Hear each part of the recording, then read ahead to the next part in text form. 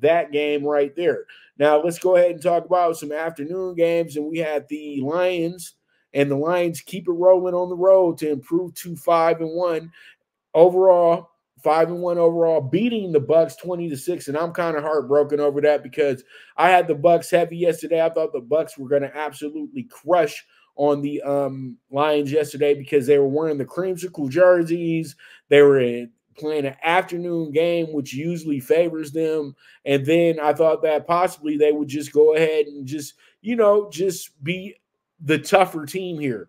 But wound up, they weren't any of that yesterday. The Detroit Lions are for real. They are 5-1 right now, and they are 3-0 on the road. I'm going to repeat that for the fellas in the back. They are 3-0 on the road. That is absolutely tremendous right now when you think about that, because the Lions, that was really their pet peeve, is being a bad road team. And pretty much they've went on the road and they've absolutely crushed it. They had a real issue winning on the road for about a good 3 years, but now they're winning every game on the road. They've beaten Kansas City in a hostile environment. They've beaten Green Bay in a hostile environment. Then they come into this one and they beat up on Tampa Bay in another hostile environment. This team is serious. This team is real. This team is ready for the big time. They are doing it right now. And another guy who can say he's an MVP candidate, well, he won't say it, but I'll say it for him. Jared motherfucking Goff. I'm telling you right now. How you feel now today, Sean McVay? You got yourself a quarterback with a terrible back that does nothing but get sacked when he's not, when he's not throwing interceptions. But, all in all, he's still a great quarterback. He threw for 5,000 yards one time. But he did get you a Super Bowl, but that's still a Super Bowl that Jared Goff could have won. And Jared Goff is just proving all the naysayers wrong, that he was the #1 pick for a reason. The guy that they swore was better than him coming out of the draft, Carson Wentz, who went second, isn't even in the league anymore. But Jared Goff is still here killing it. And he's turned the Detroit Lions in from a joke of a team, a joke of a franchise, into America's team. Sorry, Dallas.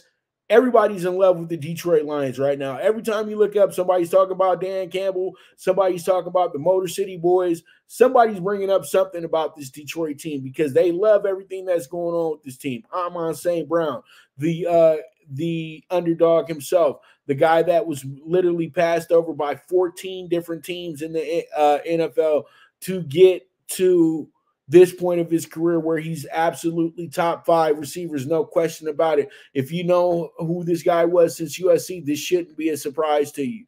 Then you have David Montgomery in his revenge mode. They said that he was washed coming out of Detroit, coming out of Chicago. He's absolutely been killing it lately. And then you got guys like, you got the Reynolds you got those guys. They're absolutely killing it as well, too. Reynolds was a guy that was from the Rams that was one of Jared Goff's favorite targets. They went ahead and brought Josh Reynolds in. He's been an absolute gem for this team. Also, Laporta replaced Hockenson in effortless form in a sense. But the biggest thing about this Detroit team is Aiden Hutchinson and the defense. That defense is incredible. Aiden Hutchinson's playing lights out. He reminds me of a young Howie Long. They're doing some great things there in Detroit, but it's still a long season for this team. And we know that they're a team that you can't praise too hard because you don't want them to get comfortable. And this is why they're playing good football, because they're not comfortable right now. And we'll see how it goes. We'll see how it shakes out. But right now, Detroit is in my top 3 when it comes to the rankings of teams in the NFL. I'll say this right now. Detroit, #3. #2 is Miami. And then I still have to put #1 as the San Francisco 49ers. Even with that loss yesterday, we know that there were little things that happened to the Niners yesterday that did put Cleveland over the top to win that game. But we all know that if you don't miss the kick, nobody's talking about anything but the 49ers, how good they are. Period, point blank, how they played one of their worst games and still came out with the victory. And that's really what it is right now. But at the end of the day, the Detroit Lions are playing some of the best football we've seen in years, and this is fun to watch. And I can't wait to see them next week. And we'll see how it goes. We'll see how it shakes out. But this is fun. It's a lot of fun, and we move forward from there. All right, now we have a game where it absolutely went to the left for